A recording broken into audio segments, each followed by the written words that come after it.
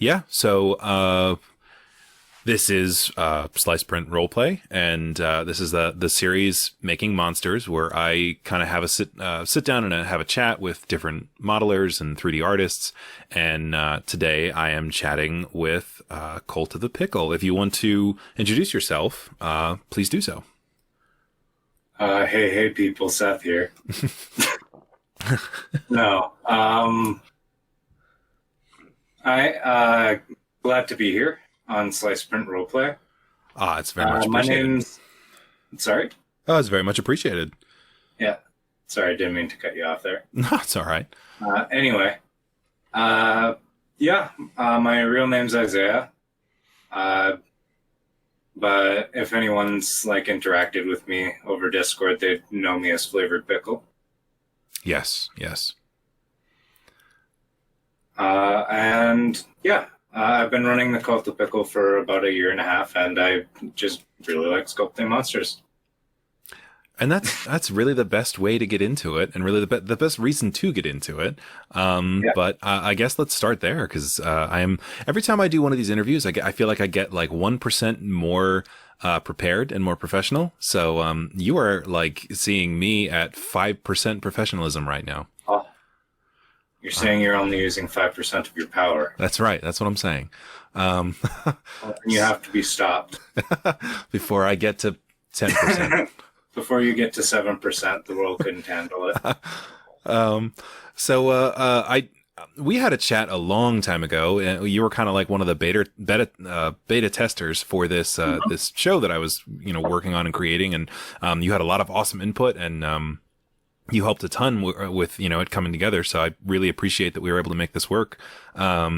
But I remember little bits and pieces of our conversation, but I don't remember if I asked you how you got started with 3D modeling.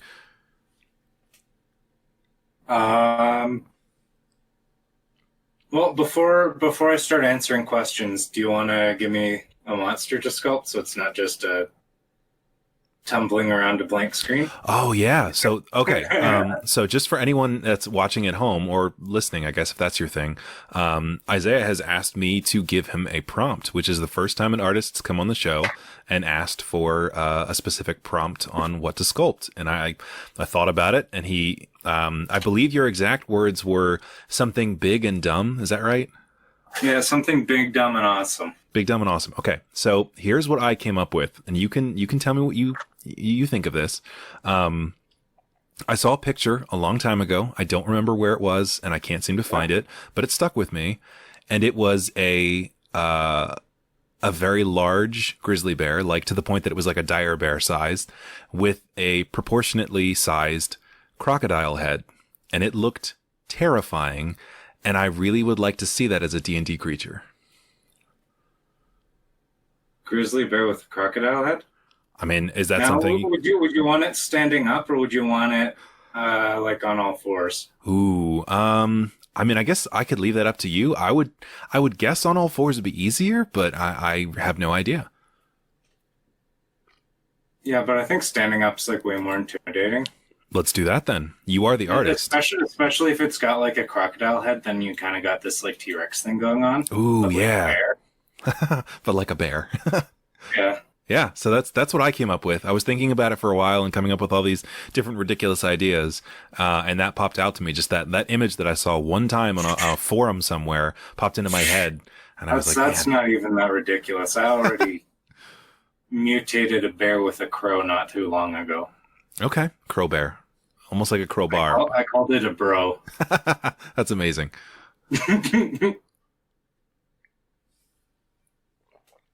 So yeah, that is my challenge, I guess, if you want to call it that. That's my challenge to you, and we will see how far we get, or how far you get with that sculpt. No pressure. We're just kind of watching, and if you feel that there's anything that you want to kind of throw out as far as advice for people that are, getting into sculpting, or anything that you found particularly helpful, then feel free to give that outline as you're going through this. Grizzly bear. Ooh, there it is. The first pieces of advice I have is use reference. Right. whenever you're doing anything, and like it doesn't even have to be anatomy. Like if you're doing weapons or armor or anything, like just having picture reference of some real world things can be really nice for. Oh, that's the bear again. Sorry, I'm just Googling things as we're going. Oh, that's fine. There we go. So, that. We're halfway there. Yeah. And this has been our talk. Yeah. All right. So I will start off with some icospheres. There we go. I usually just start out with some primitive objects to build a base mesh. Okay. Your modifier.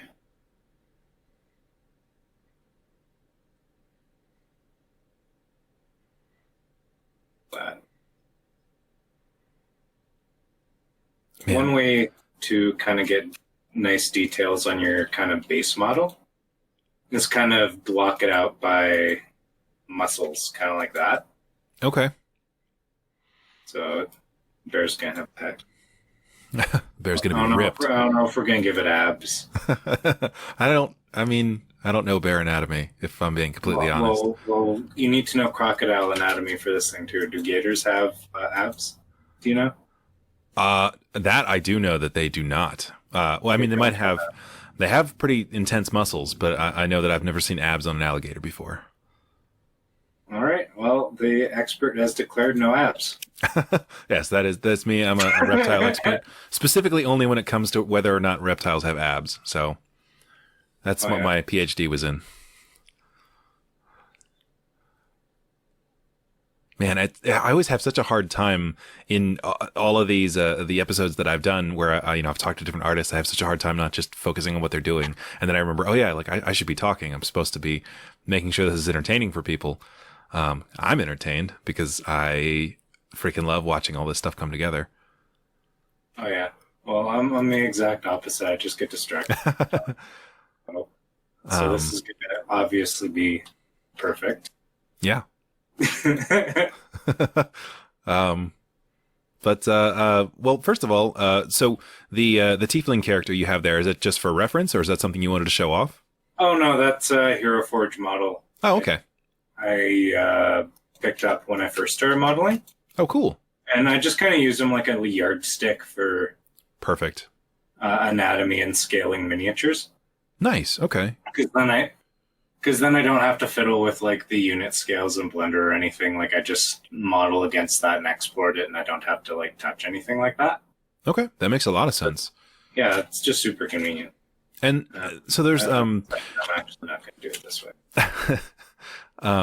That's something I was actually going to say is whenever I'm adjusting the scale for different models I have before I print, I usually do more or less the same thing. I use I'll either pull in a model that I like the scale on, and I have a general idea for what it is or what I think is normal for that world. But I think that just kind of eyeballing it does give you some variety in your world, because if you're measuring every one of your models and you're making them all more or less the same exact size, then you're kind of cutting out some of the variety that comes to your models. If you have something that's a couple millimeters taller, a couple millimeters shorter, like that just kind of makes the world feel more real, because obviously there's a lot of variation when it comes to people in general, but certainly fantasy creatures are going to have a decent amount of variation to them. Mm-hmm. So I love that idea. And if anybody's wondering, a great model that you can use on Thingiverse, and I cannot think of, it might be Dutch Mogul. I'm sorry if I'm incorrect. Is it the pikeman where it's like the staff is exact millimeters or something? No, well, no. The one that I was thinking of is he has two different versions. He has Sergeant Scalesby and I think Sir Scalesby, and they're just the same exact model in exact scales and different sizes. You can use it for exactly the same thing that you're doing here. Oh, I think I know what you're talking about. I think that is Dutch Mogul, yeah. I think it is. And if it's not, I will apologize and I will credit correctly down in the comments below. and I'll link it down in the comments so that anyone who's watching is interested, they can check it out. Yeah, it's been helpful to kind of throw that into whatever slicer I'm using and then adjust my models accordingly. So more or less the same thing. So it's cool to see that a professional does kind of the same thing that us amateurs do. Yeah. And it's also, Hero Forge models are a really good example of like hero scale. Right. For tabletop minis.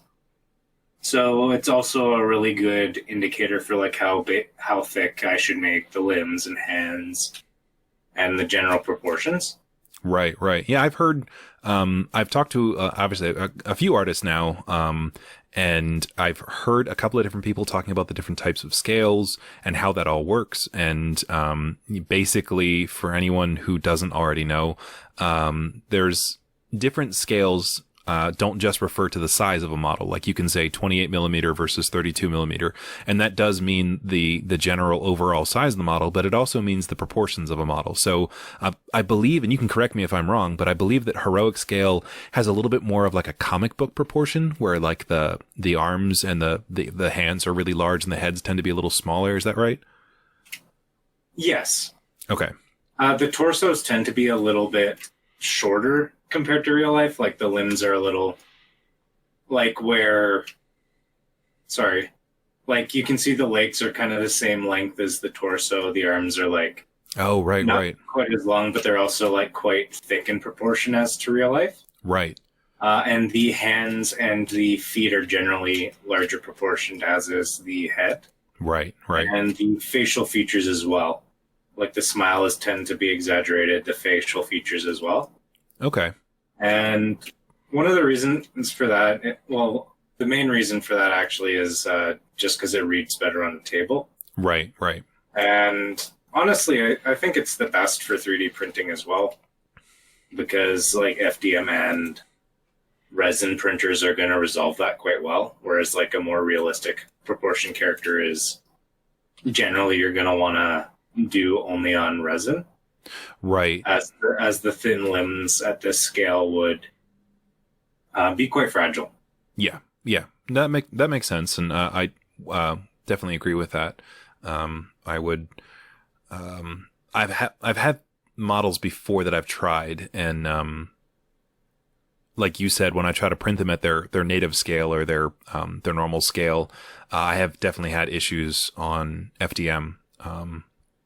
And found, things get very, very small and brittle, or it's something that an FDM printer just can't handle at all. Like you can see it in the slicer; it's pretty much gone. So yeah, I mean, I think that's a good point as well. But like I said, I'm starting to scratch the surface, and I'm also understanding that what one artist thinks of as heroic scale might be slightly different than another artist, or might be totally different than another artist. So it also varies from artist to artist too. There is no, I mean, yes, everyone is going to inevitably have a different style. Yeah, like there are exact scales, but they're going to be slightly different. So that also adds some variety as well, which is, I mean, like I said, I think that's really cool because you can get two orcs from two different artists and put them together, and they're going to be different. They're going to be, have different proportions and stuff. And as long as they're not vastly different, then your world will just have more variety. Maybe those are orcs from different areas or different tribes or whatever it might be. So, but all right, so let's talk about this model. So, we saw that your general process was to kind of bring in some native shapes and then start building from there. And I can already see that you're sculpting some detail into this, and it's starting to take shape pretty quickly. Yeah, some characters are primitive is fine, but it just kind of looks like a really weird stick man, so I decided to just sculpt that from a sphere instead. Hey, I mean, whatever works. Like I said, it came together really quick. Yeah. I'm just kind of blocking the basic shapes, but then sometimes, like, it kind of looks weird without fur, so I'm like, just sculpt a little bit of fur to see how that would look.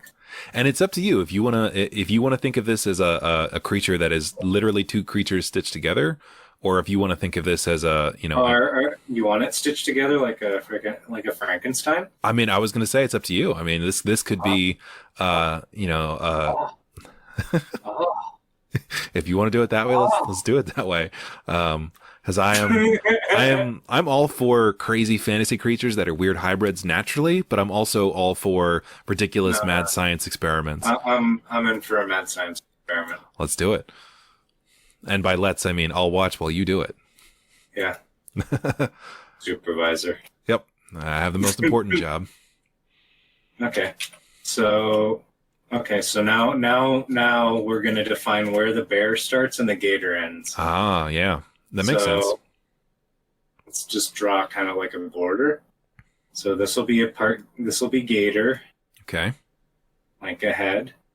And then the back's going to be like just a strip of gator down the middle. Ooh, I like that. Like the spines and the scales with the tufts of fur and stuff still. This sounds awesome. Yeah, I love that idea. Then it's going to stop right there. It's going to have like a fluffy bear tail. That's amazing. Okay. And so I'm going to say one arm will be gator, one will be bear. Yeah. I'm still just going to sculpt all the symmetrical details for right now, so I won't mark those in, but we'll do bear, gator, bear, gator. So it's alternating like that. Awesome. I'm totally into this. And we'll also just give it some reptilian text because you've demanded no abs. There we go. Yes, perfect. Actually, this looks like a really messed up dolphin, so it's going to be part dolphin. It does kind of, yeah.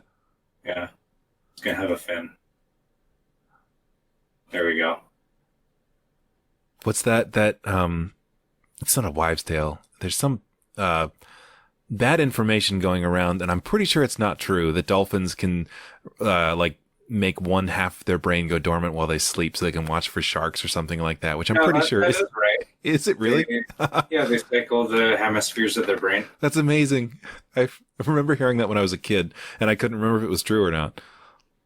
I will... Please excuse me for a second. Sure.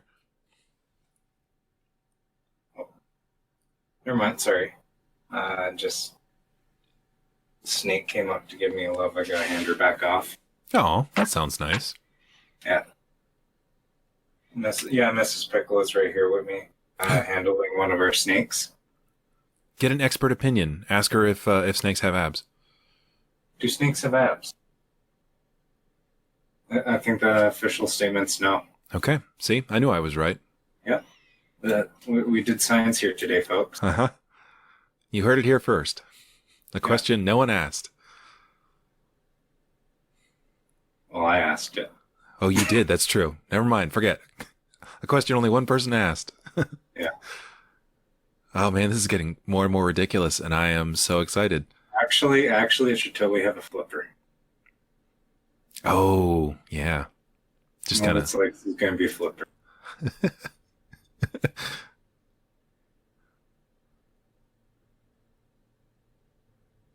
All right, so I guess I should be asking you more questions. So I do remember from our conversation that you do indeed play D&D.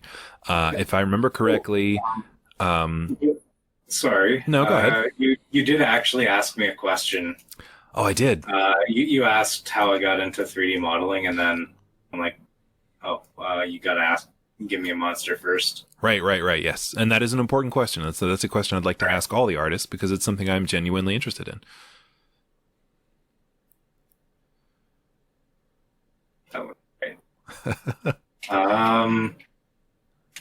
Well, when I was a wee lad, my uncle got me a Star Destroyer model kit to assemble. Okay. And I built the kit. And right when we returned to school is when they got the old Fatback Max. Oh, right. You know, those pieces of crap. Not good stuff. Right. Pardon the language. But yeah, and they were talking about different applications and things you could use on the computer, and Animator was one of them.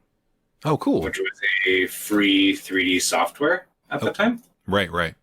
So that evening I downloaded it on our home computer and went about recreating the Star Destroyer I got for my birthday.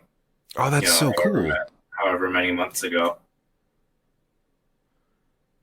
That's really cool. I can totally, I can totally see that being a good way to get involved with this.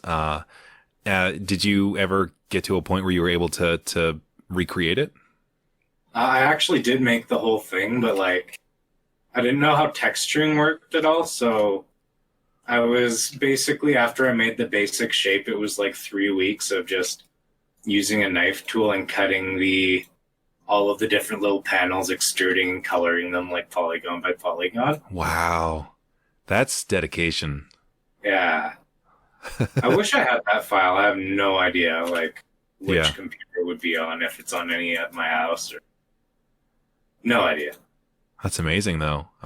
But I Yeah. but I'm very much in that same mindset though. I mean, if you, the first thing you create, whether it's your first print or your first paint job on a model or your first model that you created, definitely hang on to it, because it's always fun to go back and look at that, months from now, whenever you're getting into something totally different and maybe hitting a wall with it and feeling a little frustrated and feeling like you're getting a bit down on yourself. It's always good to go back and look where you started and see where you are now. Mm-hmm.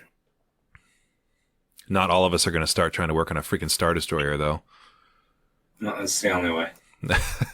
It's the gateway. Yeah, Sculpt. that's my first tip. References. Second tip: do a Star Destroyer. Second tip. All right, so we're only up to 2 tips here, but they're both pretty good. Yeah. My sage wisdom.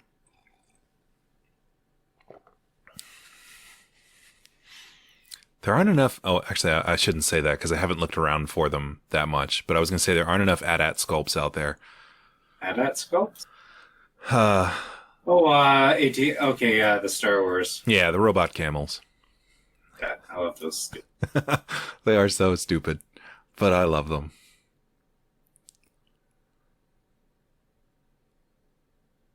But that is like I said, that's. Oh no! You should give it abs. Just do it.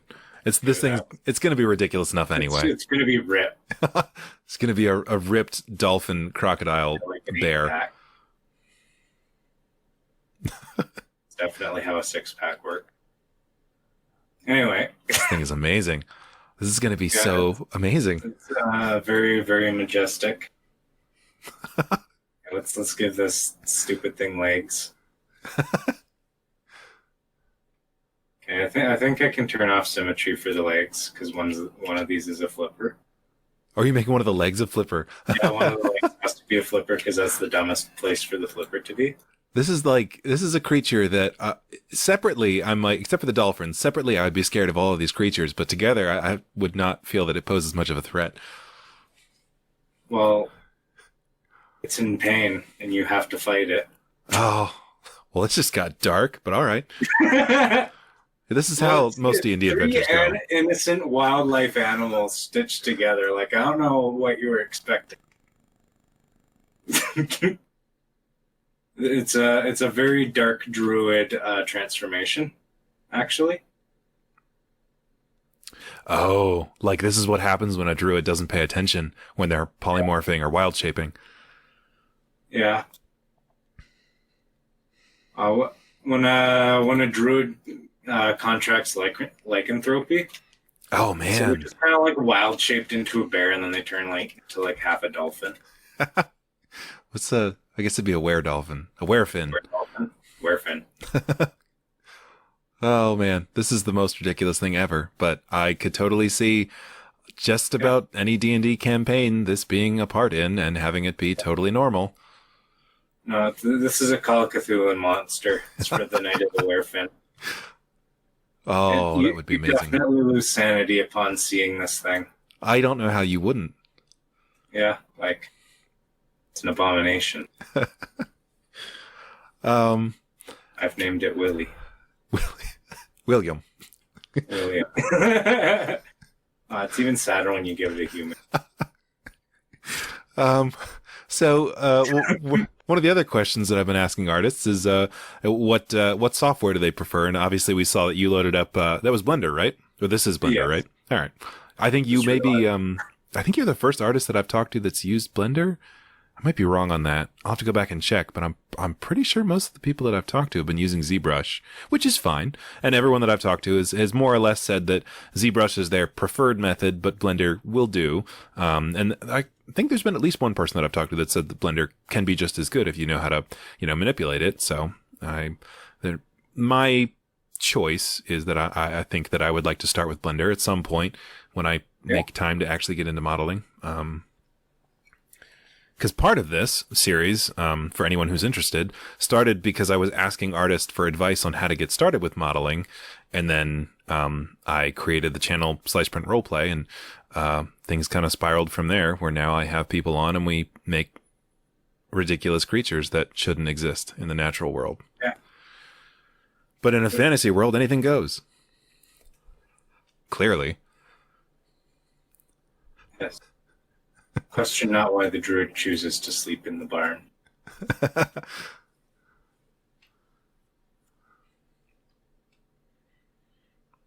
Okay. Oh man. Yeah, that's like a proper bear leg. Yeah. All right. So now we need one gator arm. Just one. I want it to stick out like how a gator arm normally sticks out, so it's just be at like a weird 90 angle. Oh, do it. So, oh no.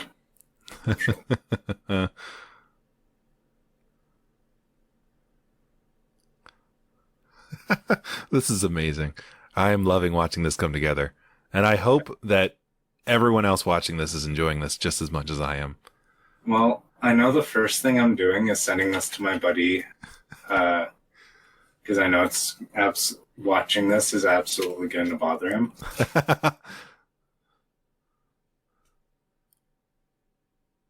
And like I'm gonna 3D print it and put it in our campaign just to annoy him more. I'm gonna wait a couple months though for him to forget about it. Just ultra insidious. Give it some kind of big build up in your campaign, and fog rolls in as you open the door, and you hear this soft scratch thump as a gargling creature comes out from the darkness, and you see this frickin' thing. Basically a bear arm.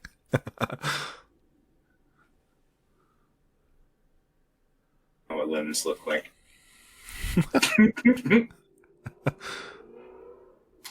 Anyway, any more questions?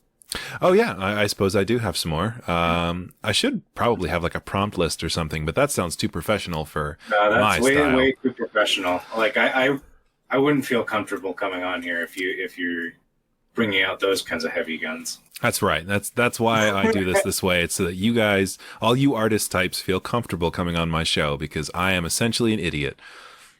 Excellent. So let's see. What's a good question? So we know that you play D&D. You are, from what I remember, you're both a player and a DM. Is that right? Yes. Awesome. Yeah, awesome. I do both. That is very cool. And I, if I remember correctly, you said that you do incorporate your models into your campaigns, right? Not all of them, but which is cool. And I actually have done models for a few monsters and characters in my campaigns. Oh, like that was the inspiration for them? Yeah. Oh, that's really cool. I would 100%. That's what I would do, or what I hope to do, I guess. If I get to a point where, I feel comfortable modeling something, I come up with an idea in my head and I can't find a model that fits the bill for me, then I'll just make it myself.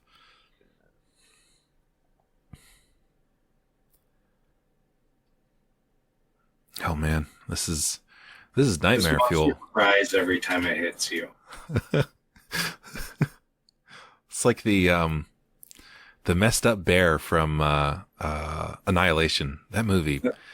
Oh man, the one that like is screaming out. Yeah, that's what this reminds me of, and it's just as awful. Well, this is our version of Man Bear Pig, actually. Yes. Like we're now taking shots at South Park, challenging them directly. Oh, and they're definitely going to see this. Oh yeah. This is amazing. One of the other questions that I've been asking is about equipment. I would assume that you use some type of art pad or tablet, correct? No, I'm just using a mouse. Really? Yeah. Oh, well, you are the first person. I thought you were being sarcastic because every artist that I've talked to has been like, no, man, you can't use a mouse, which I get it. I do. But at the same time, I've wondered just, if you could get by with a mouse, and I'm seeing, the speed at which you're sculpting. I applaud you because I now understand that this is a fairly difficult feat. To go through all of this with a mouse rather than using an art tablet, or an art pad or digital pad, or they have like 30 different names I'm finding. But my hat's off to you. I don't wear hats, but my hat's off to you. Well, thank you. If I wore a hat, it would be off to you. Let's say that.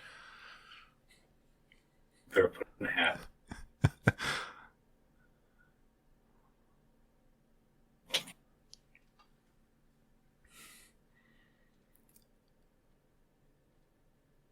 Oh, man. So something else we should talk about is your Patreon. So you were telling me earlier that you have changed the way your Patreon structure works and your releases and stuff go. And I think it sounds really cool. So you were telling me that basically you release models more on when they're finished and you are ready to move on from them to another project schedule rather than like a monthly schedule or any kind of release like that.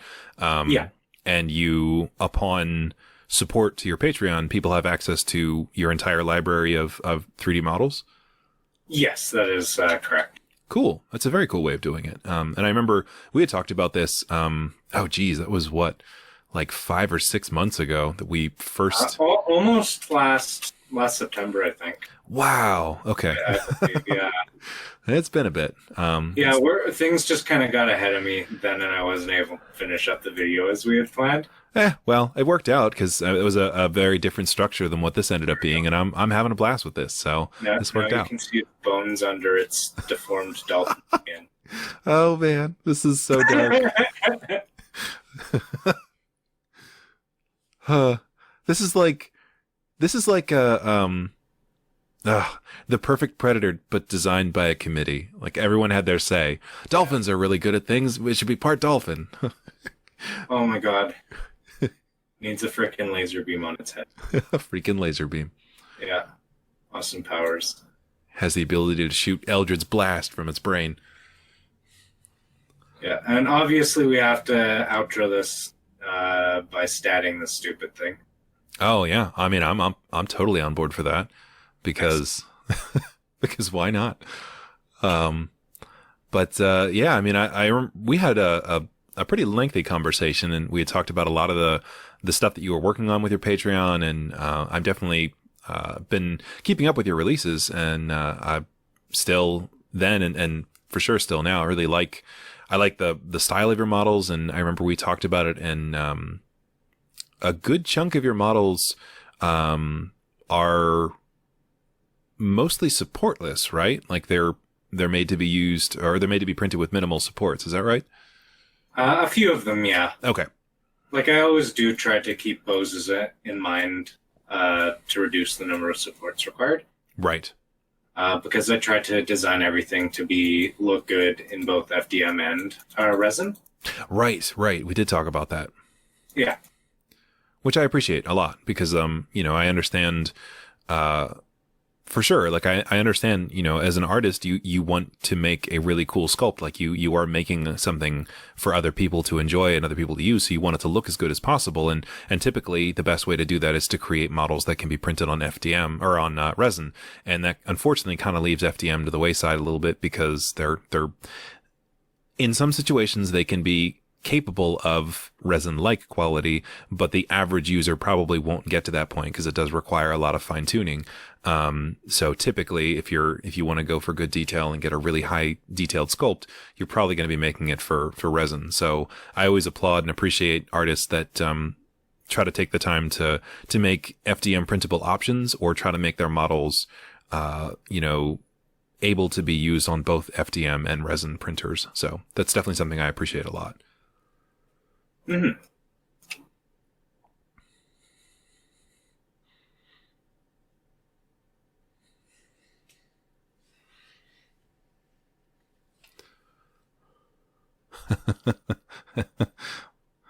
Oh, this is ridiculous.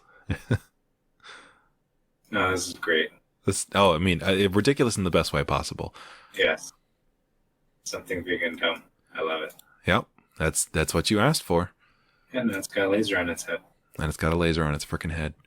Yeah. That took us, what, like 5 minutes? Us. Yep, I'm part of this. Mm-hmm. Yeah. I'm blaming you for this. I am the vision behind this. That's right. You have to look in the eyes. I don't want to. I don't want to lose my soul. I mean, I guess I would if I had one. It doesn't want your soul. It wants your emotions. Oh, that's worse somehow. Yeah.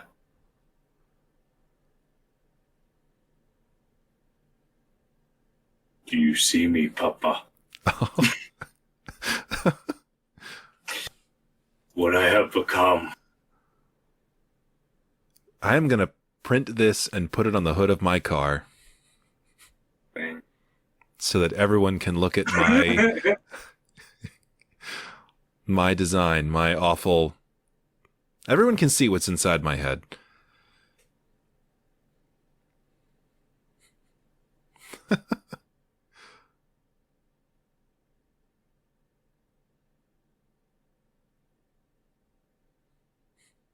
Gator it up.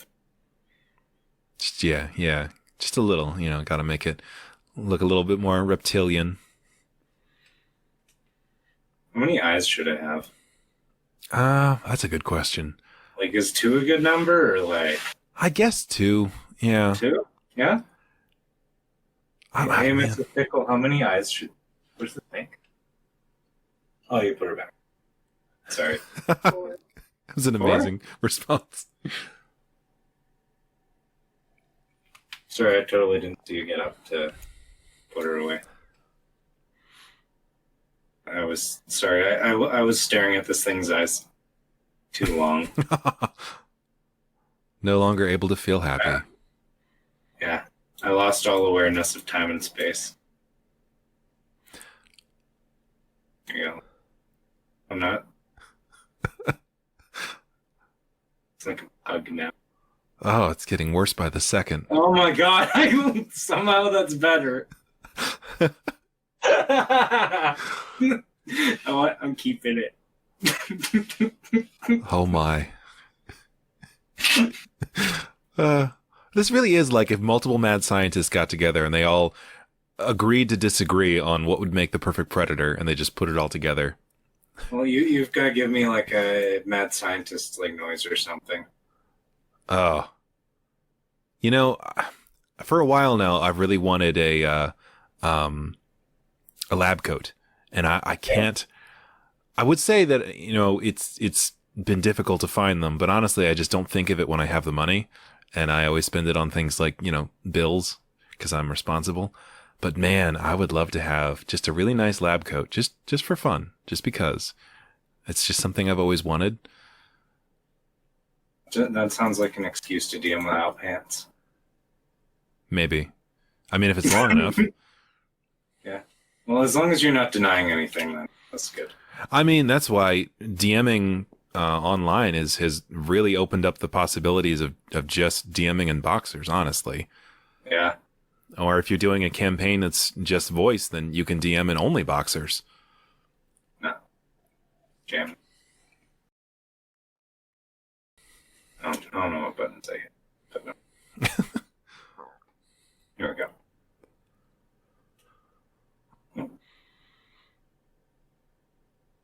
And in case if you're wondering what that is, sometimes when you remesh in Blender, it gets laggy, and I don't know why. Huh. But I found zooming out until the model kind of clips out and then zooming back in just fixes that. And I don't know what causes it, but it's like, I don't really have to deal with the program slowing down anymore now. I wonder if it's something that has to do with a refresh. Like, yeah, honestly, it could just be my computer's really old, and I haven't dusted it in a while. You haven't dusted it in a while. I mean, I laugh, but it could be. I mean, dust eventually creates... Yeah, like my old computer was starting to get overheating issues. That will happen. Yes, dust does So it can tend to happen. create an insulated layer, Yeah, which is not something you want on the electronics. It's just bolted right on there. straps. Yeah, Oh man. and you can do bolts super easy just with the clay brush. Oh, Just, cool. I gotta turn stabilizer. Just click a bunch in place. Oh yeah, look at that. Ta-da! It's almost like I know what I'm doing, but like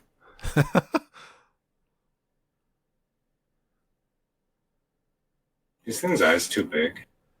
I mean, is that a problem for this model, really? It's gotta have, well, Mrs. Pickle did say it needs 4 eyes, so like, Okay, well let's do it. Where are the other sets of eyes going to go? so there is like the crocodile eye, Okay. and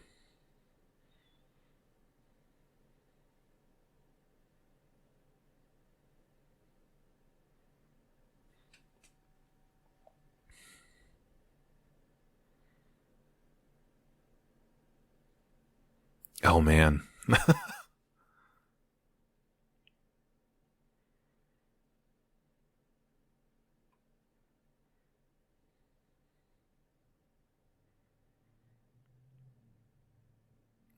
Wow. This is going to be amazing. you know what? I really like cuttlefish eye. You know, I can't say off the top of my head that I know what the eyes of a cuttlefish look like. Basically like this, Okay, I'll take your word for it. and then this will be like gatory. Oh yeah, kind of have those slits. Yeah, and then you just sculpt those in so that your wash can get in the slit. Oh, okay, yeah. It makes it look really nice. See, that's why it's important to do things like printing and painting your models, because then you know moving forward how you can make subtle adjustments to your models to make them easier to paint or to print in the future. Yeah. Because that's something I would have never thought of. Well, I hate painting eyes. I understand. I've heard a lot of people say that same thing. I have not. That's another thing I'm trying to get into is more painting. I have not done much of it, but I can understand why eyes would be frustrating.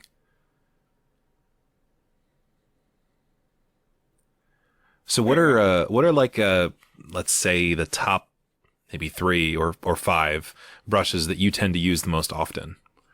I use the scrape brush, the clay brush. I use clay strips for like texturing muscles and stuff. Okay. It's really nice brush with the mouse because you can just kind of wibble it in directions and do different things. Oh, cool. So if you want like a kind of like a rough sort of a leathery skin texture, you just do that. Okay. Oop, well, I deleted that. Anyway, just do that, and then you just smooth over it a little bit, and you've got like that really nice texture. Yeah, I see that. Like you can do, and then you can do something similar with kind of like in a direction like that. Yeah. Like smooth it a bit, and then just go in with the draw sharp and follow like the creases that your brush stroke kind of. What do I want? Add a little bit of auto smoothing to this. Just a super quick way to get like a muscle effect. Yeah. Okay. Kind of like a texture. Anyway. Yeah. Very cool. Yeah. Like I said, I'm trying to do my best to not just watch what you're doing and also try to make this not just horrifying for everyone watching at home, but also somewhat educational. Yeah, you should definitely apologize. I don't know if I can for this.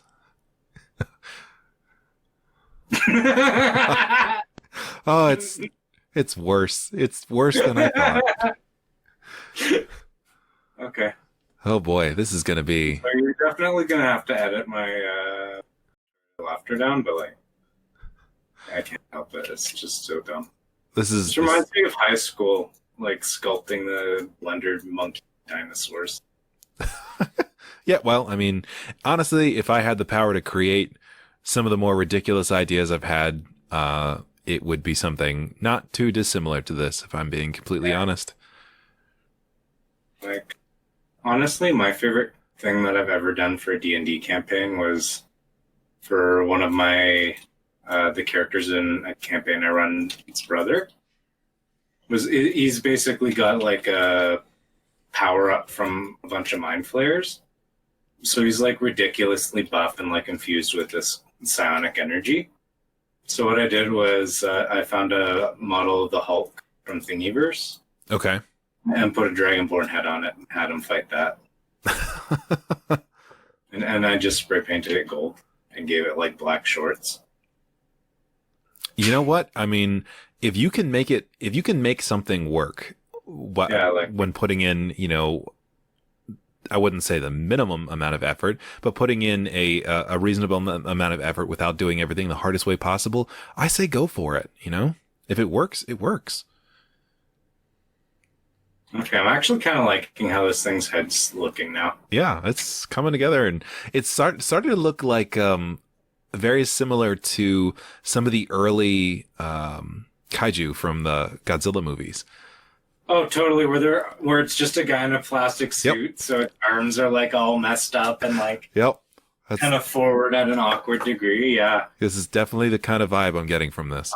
And that's totally what the stitches there are, is like clasps. Yeah. Yep. Oh, totally. I love this. Yeah, it's totally intentional. We made this thing look horrifying because it's actually part of a Japanese TV show. Yep. Yep. Mm-hmm. It was a plan the whole time. Totally We talked about this ahead of time. This was not off the cuff. Yep. Who am I kidding? I don't plan anything. Yeah, no, really. No, well, and that's basically, I can tell you like to DM because that's like kind of improv you do for world building, and it's like when random bits of information just kind of fall into place, Yes. Yep. And it's like, it looks like I planned it all along. Yeah. And your players are like, wow, this was such an engaging world, and you had this amazing idea right from the beginning, and you followed it through the end, and I'm sweating bullets going, I did. Mm-hmm. Right. Yeah.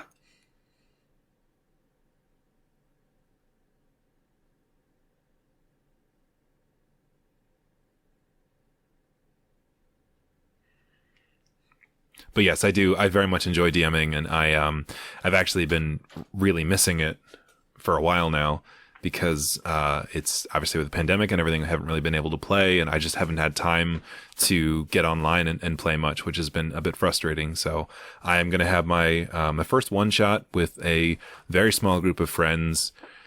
I think next Sunday, something like that. It'll be my first time being behind the DM screen, which I don't use DM screen, but it's a turn of phrase, I guess, or think or something. It's been my first time in about a year, maybe a little bit more. So I'm going to be pretty rusty, but I'll do my best. But that's really the thing about being a DM is you can do a lot without your players realizing that you don't know what you're doing. And that's okay. Oh, yeah. As long as everybody's having fun, that's the number one rule. If all of your players and you are having fun, then you are doing a great job as a DM. And I don't care what anybody else says, that should always be your number one goal as a DM, is to make sure that everybody, including you, is having a good time. And that's what my first ever DM taught me, and I think that's a really important rule. So don't worry about it. If you make a mistake and your players don't die because of it, then it's good. Just move on. Well, that just gives you an excuse to run a part of your campaign in like hell or something. Yeah, that's awesome. Like literally just roll with the punches. If you kill your players, just invent a story. Keep rolling. But don't pull them out of, like, don't rescue them. Yes. Players hate being rescued by your NPC. Yeah, it starts to feel really... let them go to hell and fight demons. That's cool. It starts to feel more like you playing out your power fantasies if you start bringing in your NPCs and saving them. And realistically, like going and doing like some side adventure in like another plane because you've all died or interacting with an entity is infinitely more cool than just waking up unconscious in a jail or something like that. Like, if your entire party dies and you don't want to end the campaign, figure out a really cool way to keep it going without just, like, ham-fisting away the last couple. You know? Yeah, I can understand that. And I feel pretty much the same way. There have been times where my players have done something and I really wanted to step in and explain that it might not be a great idea. But then as a DM, you just kind of decide how you're going to handle this bad idea and how to sort of manipulate things a little bit to make it not quite as lethal as it might normally be. Mm-hmm. And sort of just roll with it. And that's definitely something as a DM you have to try to sometimes go against your instincts because you don't want your players to get frustrated with not succeeding in something that they're excited about. But sometimes not succeeding makes the game more fun because then you have to decide, you were supposed to sneak into this castle and now you've rolled a nat 1 and dropped your shield and now every guard in the castle knows you're there. Now what? And it turns into an entirely different, that session, that encounter takes on an entirely different life and you have to kind of think on the fly. And D&D in general is just great with that kind of stuff. Yeah.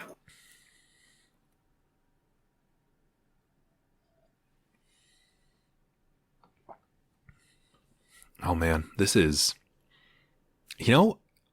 I was joking before, but this is actually turning out to be a lot of fun. Yeah, it's like, if this only takes us an hour to do like a really dumb speed sculpt, we should totally make this like a regular thing.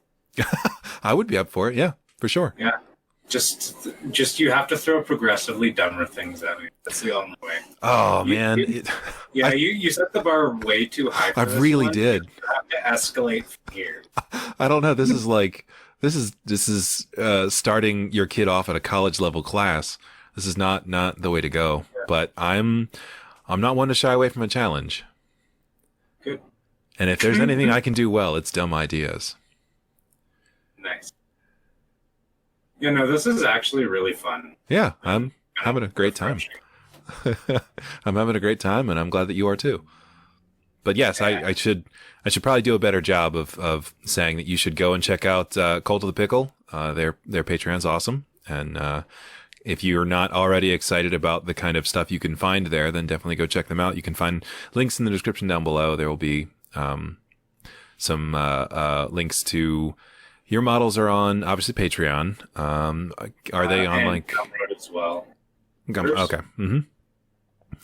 Sorry for cutting you off there. No, it's all right. I was just about to ask. So you knew where I was going, and that's fine. Yeah. Because I don't. Oh, I'd hate to be psychic. That would be terrible. I mean, just imagine knowing what other people were thinking at all times. I don't even want to know what I'm thinking. Yeah, really.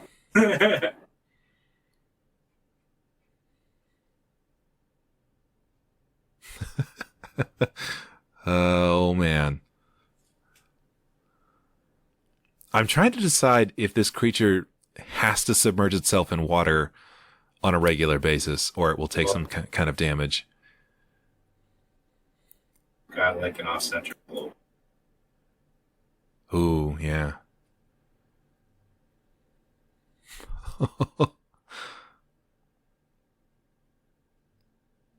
Well, that's actually what the teeth are there for. It's able to drain the vital fluids of creatures to rehydrate itself.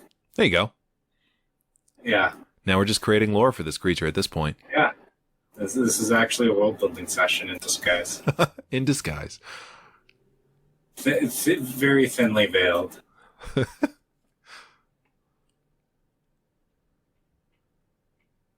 Oh my. I mean, I named this series Making Monsters because it seemed the most appropriate, and I thought it was just a fun name. But this is really the first time that I feel like it's really living up to that name. We are making a monster, and I don't think anyone can deny that. Beautiful.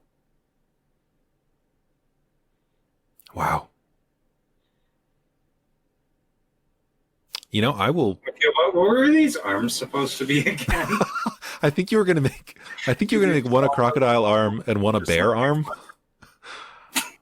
but I don't remember at this point. So wait. So that was a flipper, bare hand, bare leg. Oh my God, bare hand. Bare hand. Okay. Gator leg, bear arm. Right. Okay. I think that was what you said originally. I know what I'm doing. I believe you. Thank you.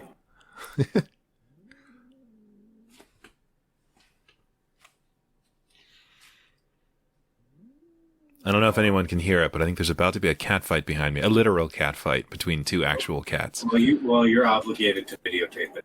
I don't know where my phone's at, and I don't have any other way. That takes priority over this thing. It's okay. Uh, Just turn on some smooth jazz for the folks while you film the cat fight. oh man, they are mad. Find some smooth jazz. I wish that I was like a radio disc jockey and I could just pop something on. Like, I don't even know anything I was going to make a joke, but I don't know anything about jazz, so I can't even begin to talk about that.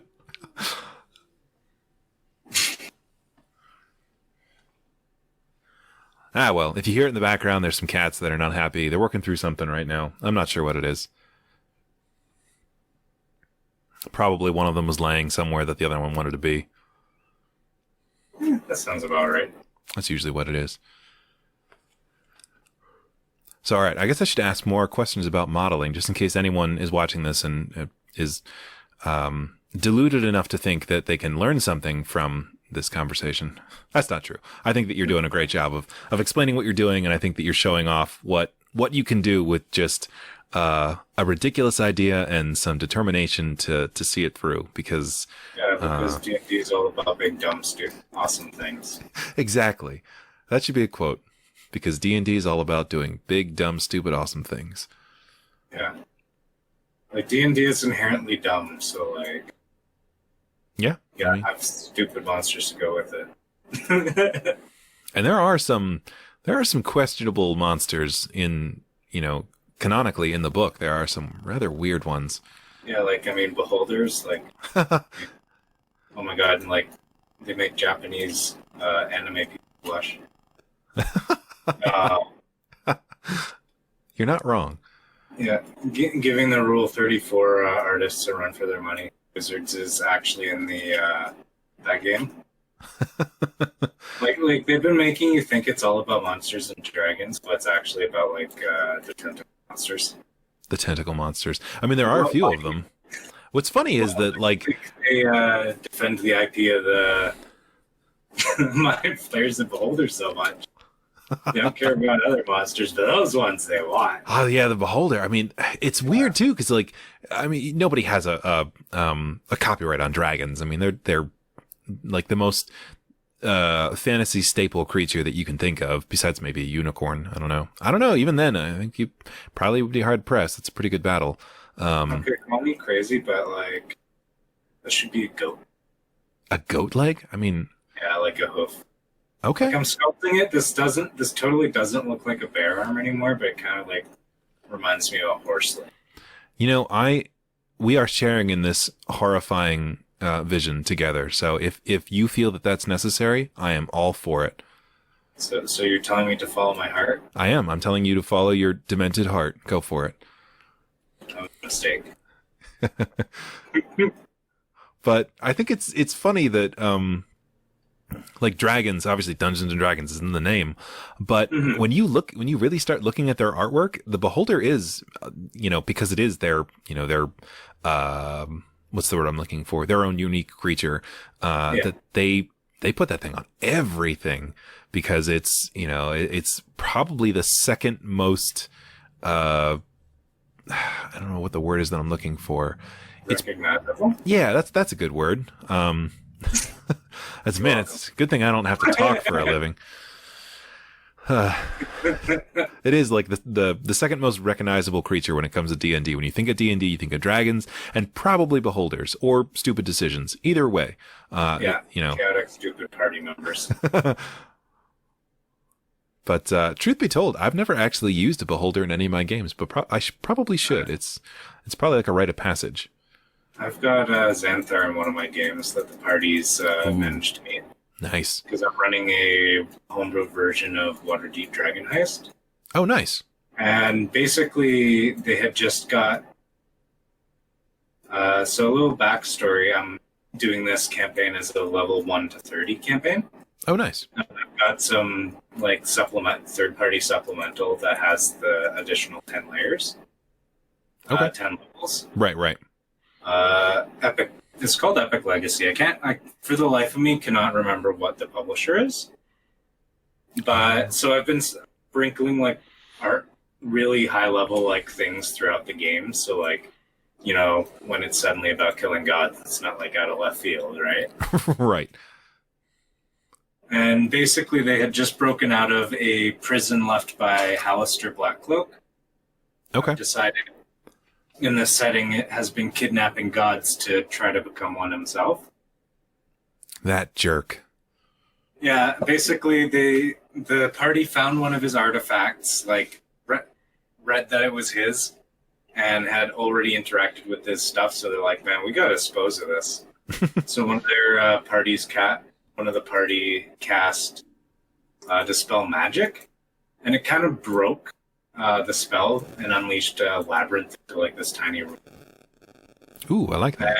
And after a session of that, they flee out of the room to discover time has stopped, and like after absolutely getting demolished in the labyrinth.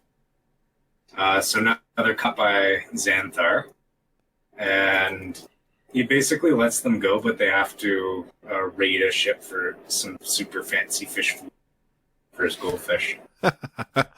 See, that's what I love about D&D. You can create the most ridiculous adventures with the highest stakes possible. Yes. Wow, you did that really fast. I mean, this whole thing has been done really fast, but that was just a couple of quick doop-doops. That's the technical term for what you did there. Doop-doop is the technical term.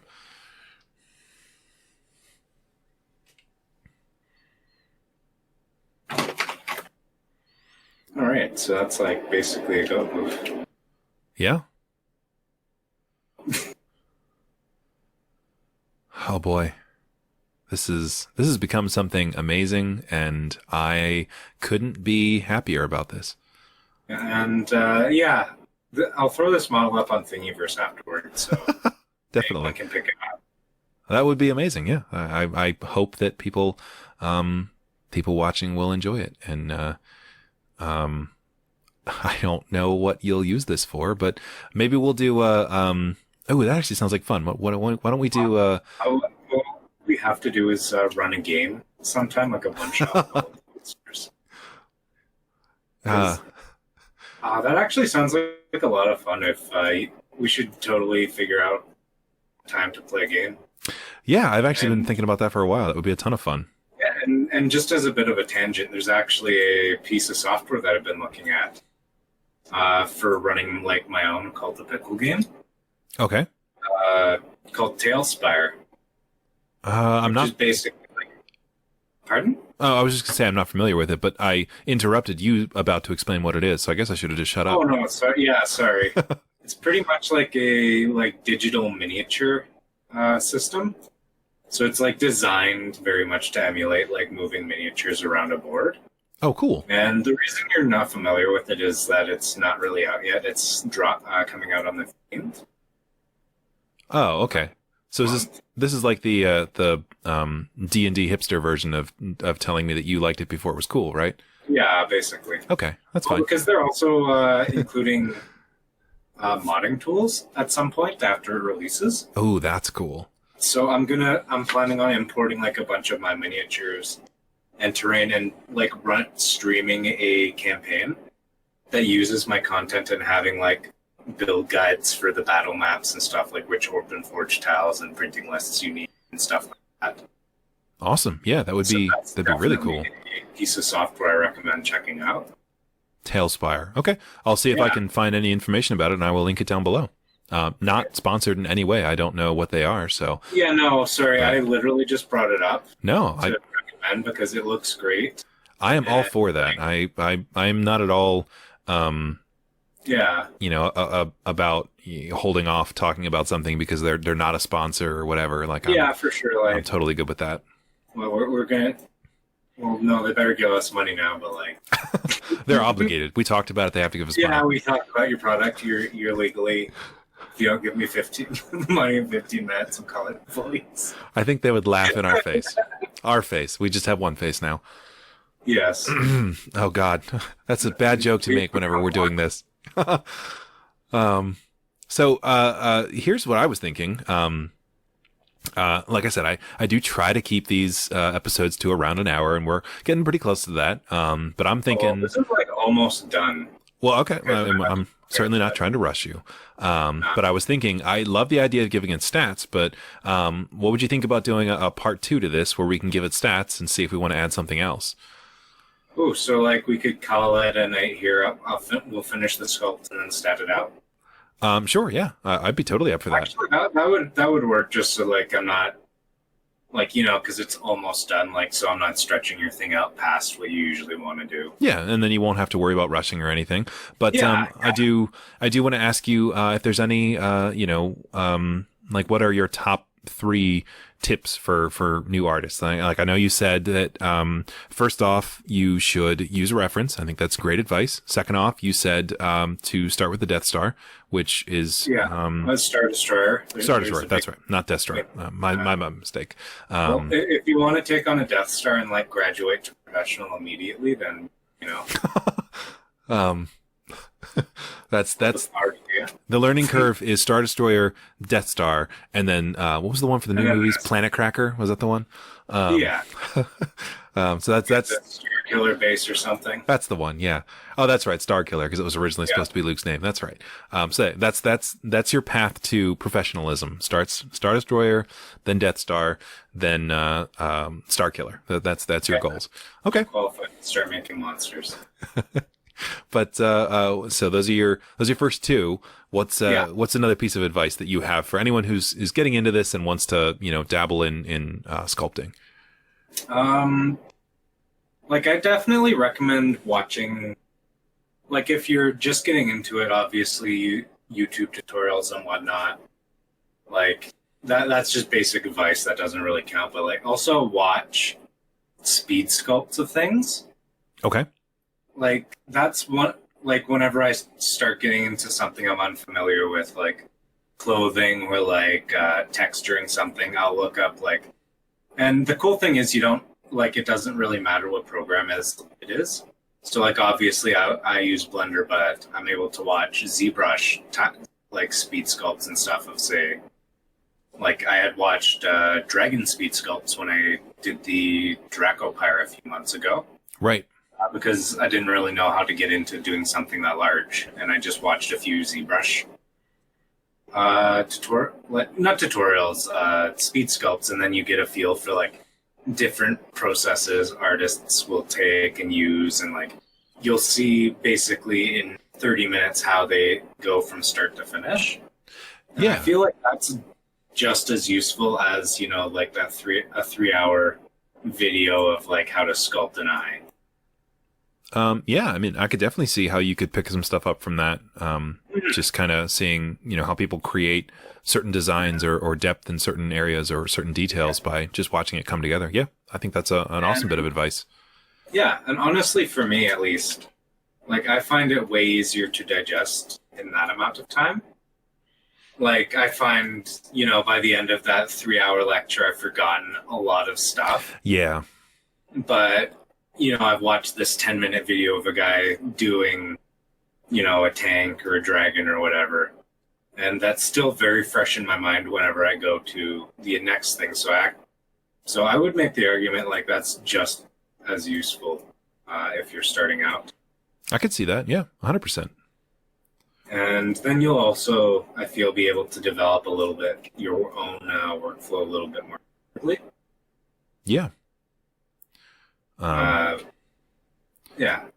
I think that's great advice. And I am, part of this is 100% because, like I said, my goal with this series has been to give people a chance to get to know the artists behind some of their favorite models and their favorite Patreons, and also to give people a little bit of a chance to see, just like I said, some of the tips and the tricks, and to see how some of the other artists put their their own personal touches and their own personal processes on these different models, and also to kind of get motivated to learn, and that's why I always try to ask where an artist started and how they got into this and how long they've been doing it, because a lot of times people don't realize that you don't necessarily have to have a professional degree, or you don't have to have gone through some associated type art degree or classes or something. You can just pick up a program, and Blender's free, and you can you can do it with your mouse. Just go for it. If you have an interest, give it a shot, because you never know what you can do until you give it a shot. Yeah. Sorry. No, sorry.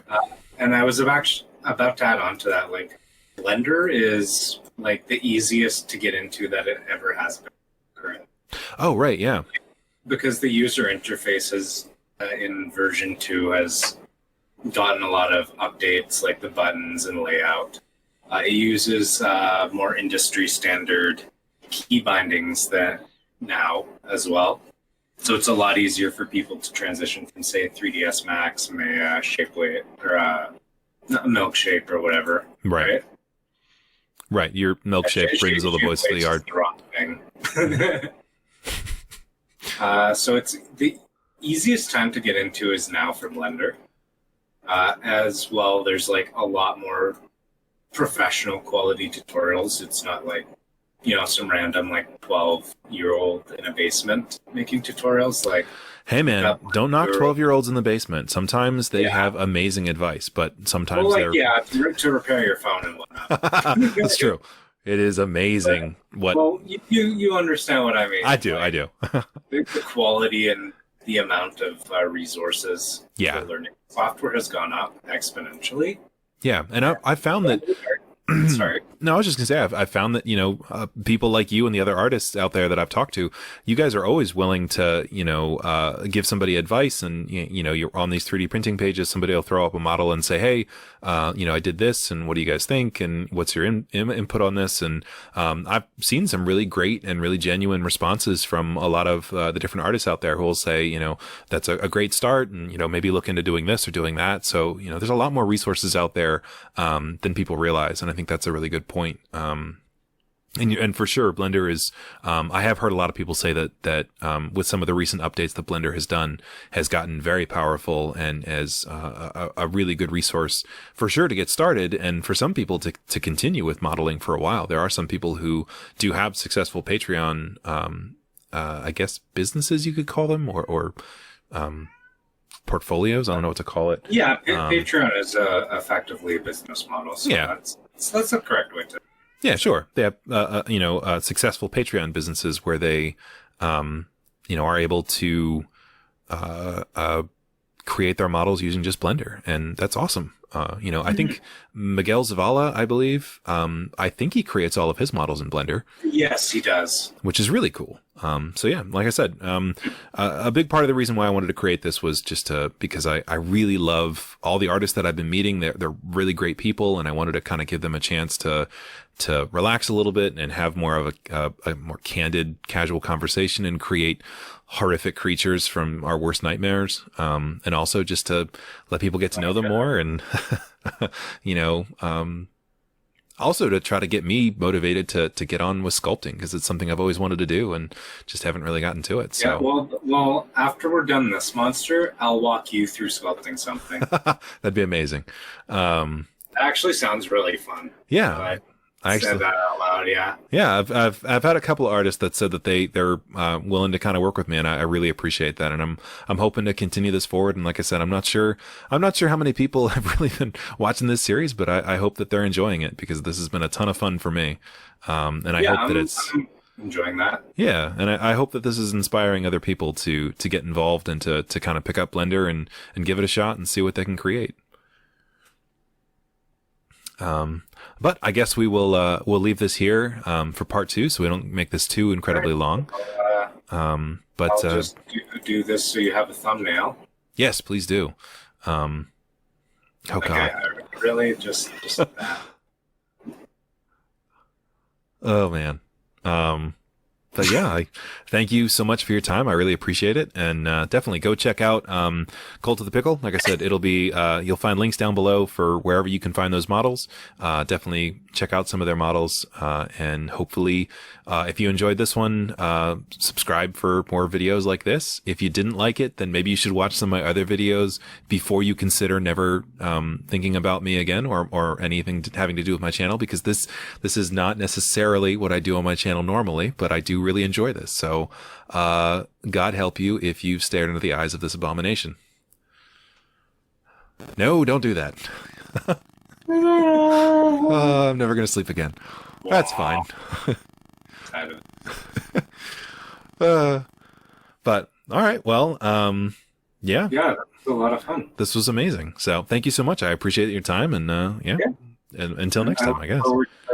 Next time, yeah.